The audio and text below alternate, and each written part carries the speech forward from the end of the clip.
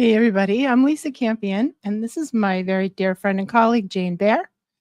And this is the Quantumistic Podcast, where we come together to, talk about deep stuff. Today, we're talking about who are you without your wounds? That we really get our identity wrapped up in our trauma. And it takes a lot of work to sort of untangle our trauma from who we really are. So, who are you beyond your trauma?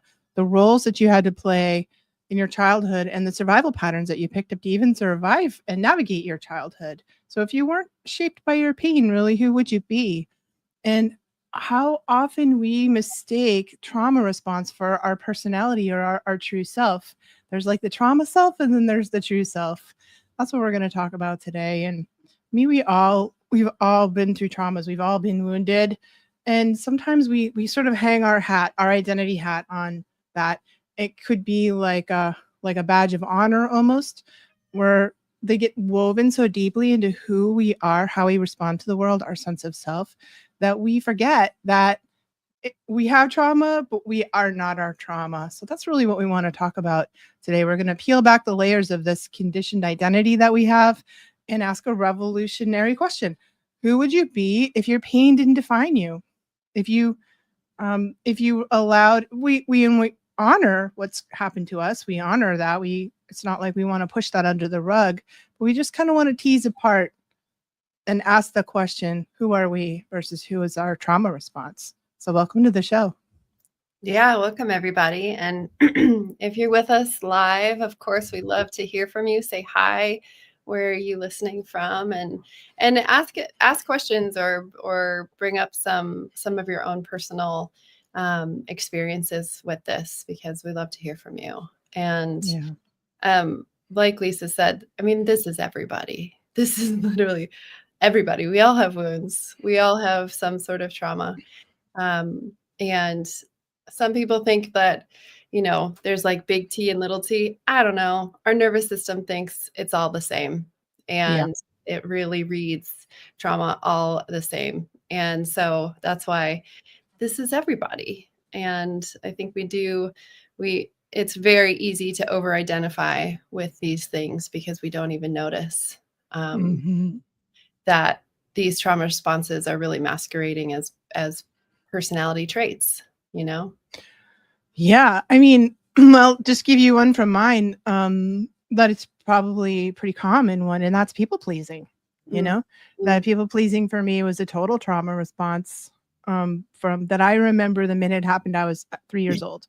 And I actually remember the moment it formed in me, like, oh, I have to be this way and do this thing. And the feeling that I had was, or the knowing is like, if I don't, I'm not gonna survive. I was literally like, I'm gonna die, and it made sense in kind of like a child logic kind of way. You know what I mean? Like in that how children perceive the world. And it was like that part of my personality formed around that at 3 years old. And I've just been like a card carrying people pleaser my whole entire life, and I'm a reformed, trying anyway, and that is like, yeah, great. It's like, I can take care of people. I have like a, nurturing personality. I'm all about figuring out what you need before I know what I need. All the characteristics of people pleasing. But is that really who I am? Right. It's an aspect of having a generous nature and wanting to be a healer and a giver is a part of my personality. But the way that I do it in terms of people pleasing is straight up trauma response. Yeah, it puts and pretty dysfunctional. It's not healthy. It's not. And it's not, because, like you said, people pleasing is such a good example. It can feel like kindness, but it's like the nervous system just seeking safety, going into survival mode, and we don't even realize it. And right. Some other ones that are really common are like perfectionism, when it could be that we're like seeking, we have high standards when it's actually about avoiding criticism at all cost. Another one, hyper independence. That's a good one. And that can look like, oh, that's a really strong person, a strong individual. I don't need anything. I don't need you. but it's really fear of depending on anyone, because that dependence can lead to pain or Right. being left or whatever it is. Mhm. I think another really common one that I'll add is over functioning, and sort of like I'm the capable one. This is super common, Mhm. especially Yeah. for, I feel like, the oldest in the family. Yeah, I have that one. A little bit of that one too. Yeah. But really it's like an avoidance of like unprocessed emotions that are living in the body. So, Mhm. it's Yeah. really interesting when we start to look into this and start questioning our identity and who we think we are, because that's really what we have to do in order to do this work, which is something that we are doing in the mystery school right now. In the Quantum Mystic Mystery School, we're working on identity. Yeah. Yeah, that's what we're always doing. It's so interesting how this things overlays. I just want to say hi to Radiant Waves Wellness. Hello from Virginia. Thanks for being here. Um, and I'm writing this chapter. So, when I'm like in the flow of my own soul's evolution, I'm getting the lessons like 360, you know what I mean? In all the areas of my life. So the chapter I'm working on in my inner child book right now, Jane, is around this topic. So those things you listed, I'm like, yeah, those are all the things that are actually in the chapter that I'm working on right now. I think I came up with like 7 of them. Like there are 7, survival patterns survival patterns and spiritual blocks is the name of the chapter. Nice. And how, and it's just came after the chapter that I wrote on generational trauma, and how the environment that we grow up in as children requires us to form these certain things. And I think like underneath that, like there's always a little gold nugget sort of under our survival pattern that's like a part of the true essence of who we are, Yeah. but it's kind of like distorted or layered over with these ways we have to show up in the world and to survive our childhoods, so um, you might really have like that. If you have the overachiever pattern, you might really have, incredible potential, or you came here to do big things. You came here to, to really achieve at a deep level, or, I think there's underneath, so it's almost like a shadow and light side to it, or there can be clues inside of the survival patterns that lead us to our authentic self, because, you could have a family with 6 kids in it, and they're in the same situation, but they all develop different strategies, and Mhm. I think this is my theory, but I'm dying to hear what you think about it, that the strategy we pick sort of aligns with our constitution, like our essential nature, you know? Um, most of the time, sometimes it does, sometimes it really doesn't, but that we kind of pick the path that's like, oh, this one's familiar to me, so I'm gonna do that. What do you think? Yeah, I 100% agree. I think that it's sort of that pain that's leading to our purpose, right? Uh, Yeah, and and it, because you and I know it's so dynamic, that it could be karmic stuff playing out. yeah. It could be, records and patterns, past life things that are coming in, and kind of guiding Mhm. us so that we can look at, oh, there's the layer of stuff, of work, of things that I need to work on. And so, it could be, there's we could think that we're like, the one who hates dogs. I don't know, terrified of dogs. And it's part of your identity. I'm terrified of dogs. I'm allergic to dogs. I'm a whatever to dogs, just trying to think of like a sort of obvious one. And it could be so irrational, has nothing to do with this lifetime. But you're just staunchly like, I'm not a dog person. I'm terrified of dogs. Generally, that's like a response, like a fear that's become an identity based on something that probably didn't happen in this lifetime. Maybe it did, um, and could be a past life trauma. And so there's all these like ways. Layers to it. Yeah, it's like Yeah, pointing us in the direction. So if you notice in yourself that you're strongly um, identifying as something, that's sort of your clue, right? That's your right. to question.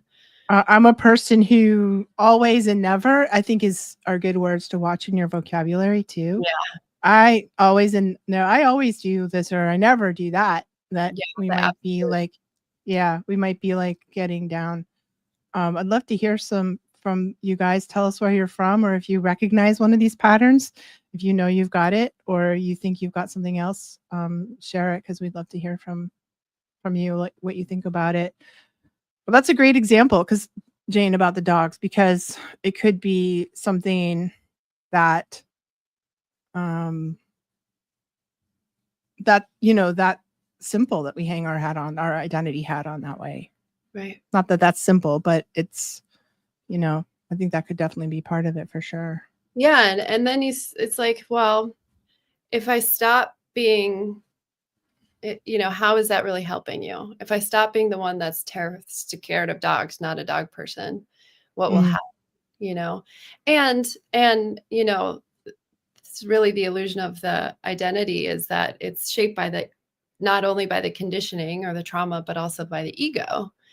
And the ego can have a real stronghold on us and will keep us from doing this spiritual work because it tends to like, it's a storyteller and it will spin the narrative of whatever is actually happening to keep us in that consistent, like consistently feel safe inside of ourselves.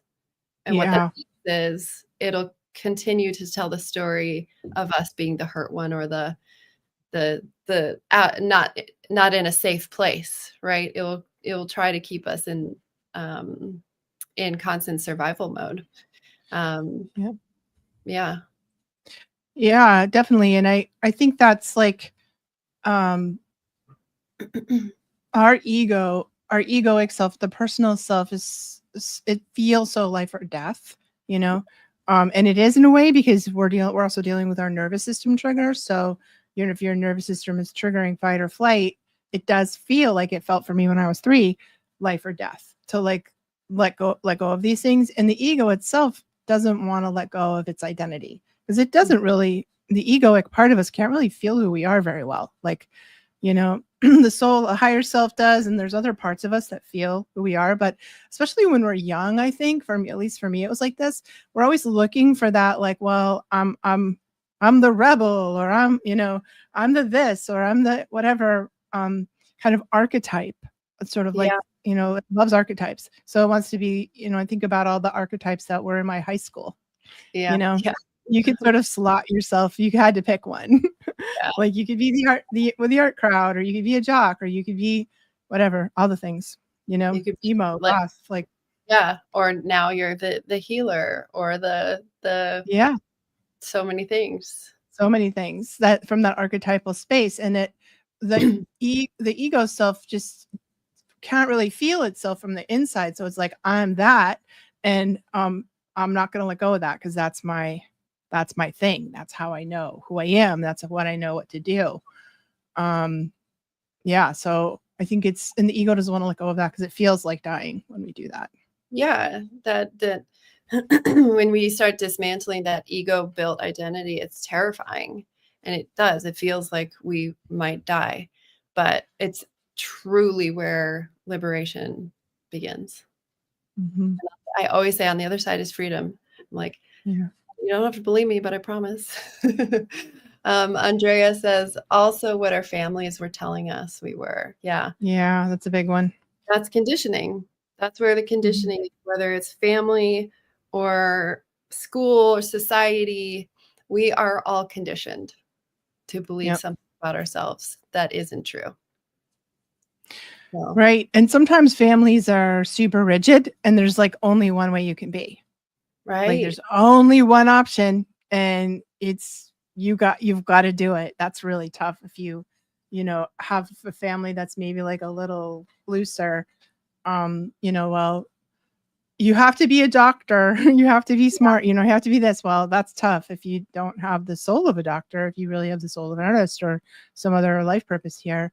Yeah. And so I just see an awful lot of people that don't have more than one option. There's one option, or very few, maybe like 3 or 4. of who you can be, and that's pretty tough. So I think as we get older, we have to kind of dismantle that, and it's very unconscious. So a lot of those things, because it's programmed into, we get all that stuff before we're 5 years old, 6 years old, which is the the pre-verbal, the really early before we're three is in the pre-verbal stage. That gets hardwired into our subconscious, so we're not even aware of that conditioning. Totally. And so Yeah. it's really hard to dismantle Right. and do that healing work because we truly feel like, well, that's who we are. Yeah. Yeah, and Janice says, I approach everything from the warrior healer standpoint, which, it's interesting, Janice, hi, Janice, how you say that, because is it your identity, or is it just like that essence of who you are? Because it could be either, right? What do you think, Lisa? Do you I know? think it's sort of both. I mean, I know Janice pretty well. Hi, Janice. Mhm. And I think it's kind of like that's her true soul nature, like her Right, real authentic self. exactly. And the real authentic self is sort of in flow. So what that looks like changes and evolves, I think, over the world over time, and the ego's like, but I have to do it this way. Like I'm a healer who does this, or I'm a, warrior that does that thing. And I think that the ego can sort of try to lock down that, um, solidify it and sort of lock it down into something static when really it's very fluid, Yeah. and when we're in our authentic self, there's a fluidity about it. Who am I right now is a better question, right?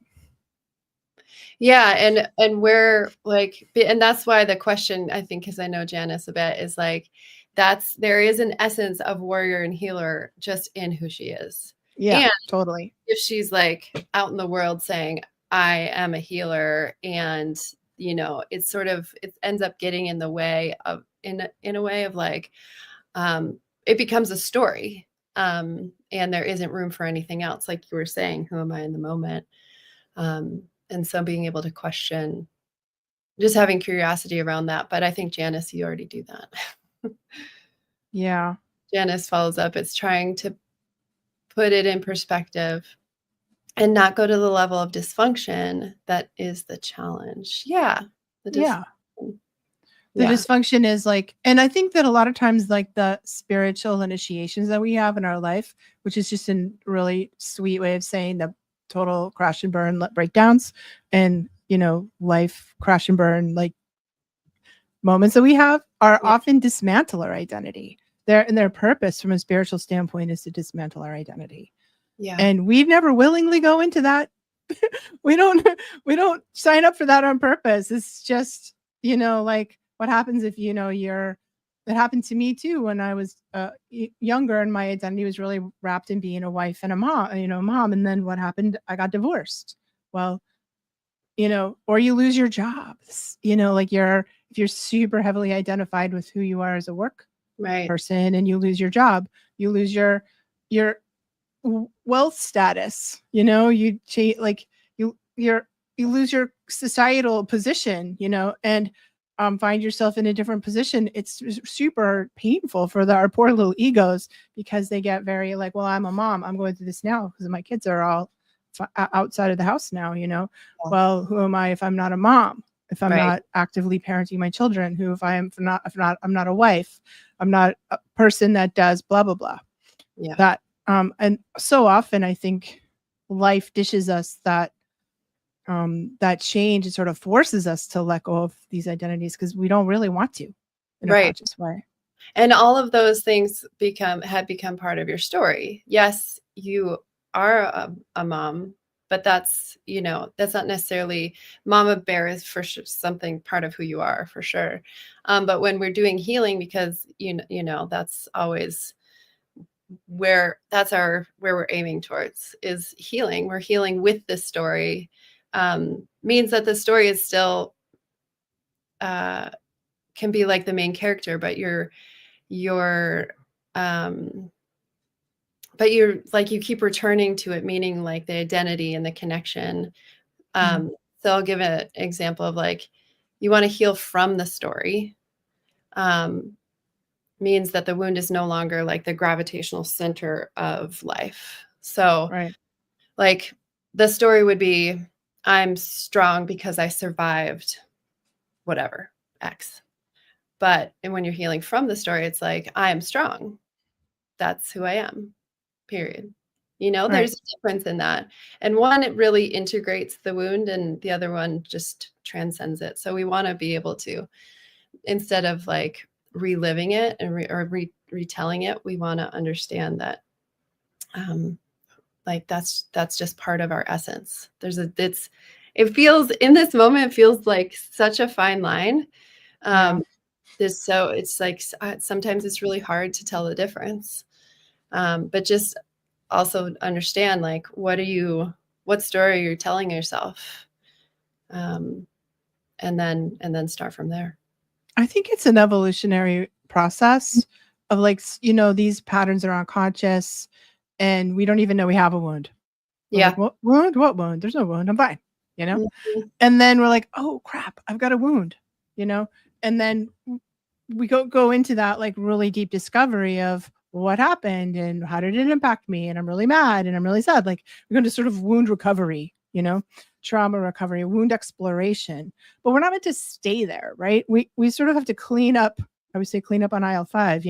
We have to clean up the wound, but eventually the wound heals. That's what wounds are supposed to do, right? Yeah. Like we don't stay in wound recovery forever. We stay in wound recovery long enough for it actually to heal up.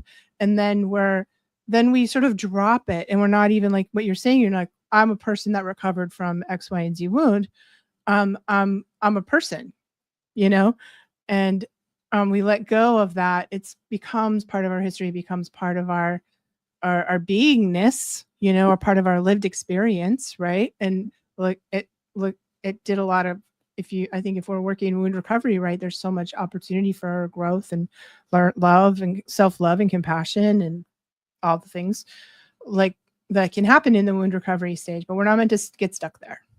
We're meant to Absolutely. move on from that. But we can't skip that stage. And that if we try to skip that, that's maybe we would get into like the spiritual bypassing we love to talk about so much in this podcast. Like Yeah. you can't really go from what wound to like I'm like recovered. Like I think there's that middle place is super important. The wound recovery process is a super important part of the evolutionary process that we go through on that. Absolutely. Yeah. And ultimately we're wanting to get back to our essence. And maybe that could be called your soul essence. And it's who you were before the wound. And we Right. might not know that person at all, who we were before the wound. But it's that really unfiltered self, that the essence. And it's the one that existed before you learned to protect and perform or be perfect. And so, it does require work in order to get to know that part of ourself, that essence of ourself, who we truly are, the true self. Yeah. And I just wanted to follow up with Andrea. She said, stopped working for me. And if you want to add to that, because I think I don't know, Lisa, if you know what she was referring to, but feel free to follow up.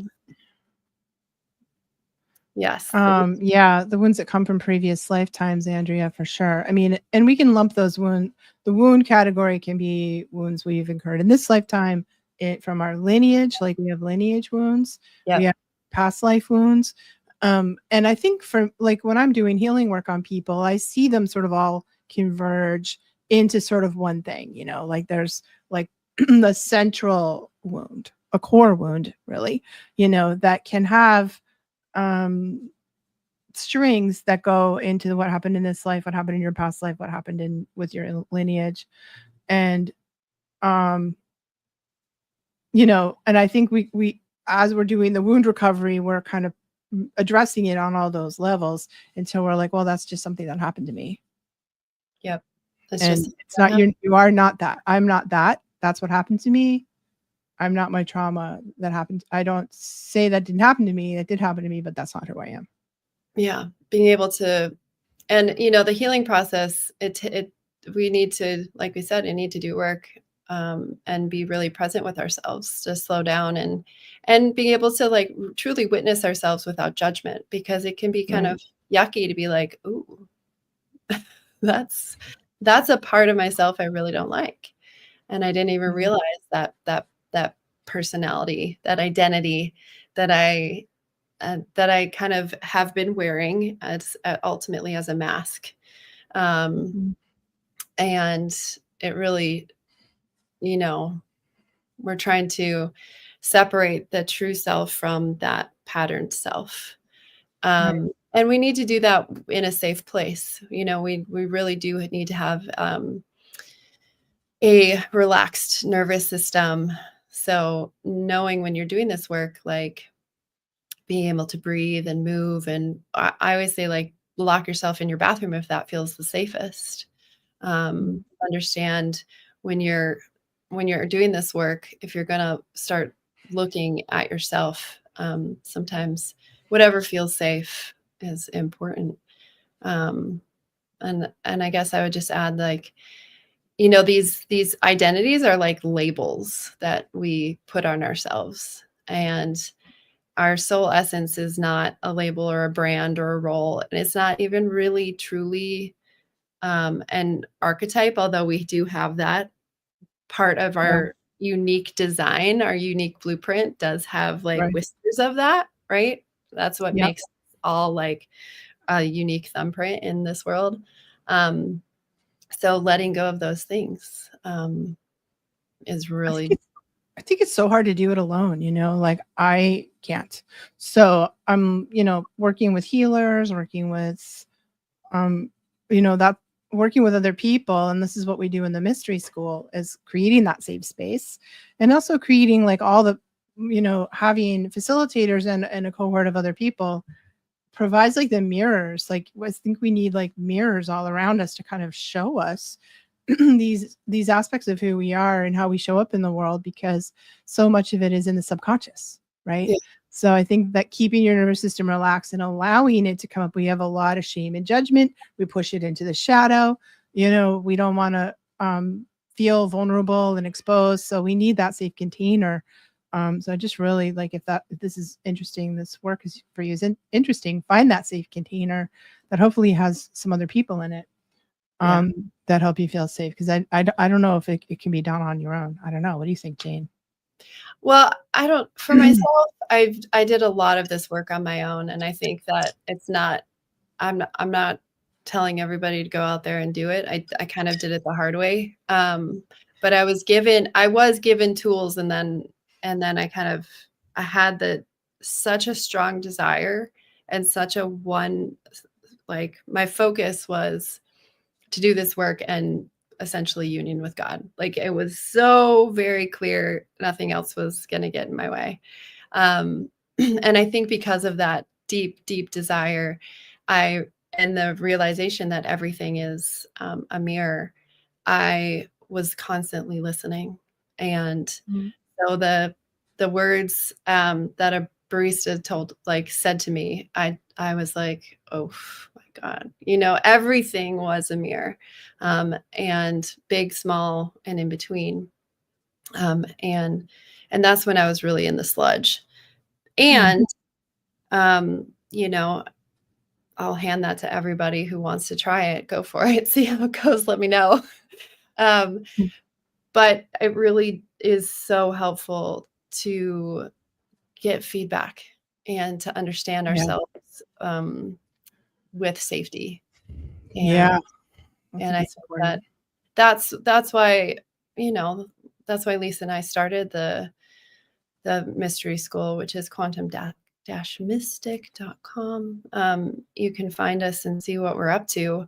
Um, but that's why we started it, because this world is a bit crazy, and we all need some help with this healing work. It's happening whether we like it or not. We're all on this healing journey, um, and just by way of this time of being alive. And so, it can really be helpful and important to have somebody to even maybe not hold your hand, but when it gets tough, just to kind of lean on. Yeah.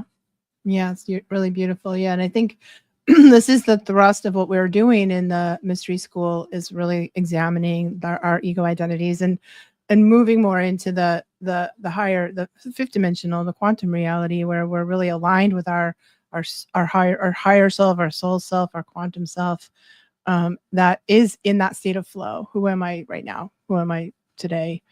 What is the unfolding nature of my being is like the where we're getting to. And I don't know, I think I like doing it in community, so I'm super glad that we have the mystery school going on. And we just want to thank you so much for being here on this podcast. Thank you for your comments. And don't forget to, if you're on YouTube, like and subscribe. We do this just about every other week, so yeah, thank you for being here. Thank you.